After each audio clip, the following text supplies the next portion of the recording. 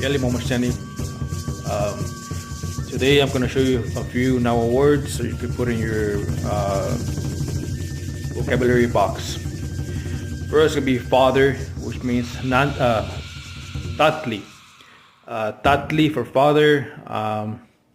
Mother is to be Nantli. Nantli. For good, it's going to be cualli. For really good, it's going to be cualli. And for so-so, it's going to be zancualli.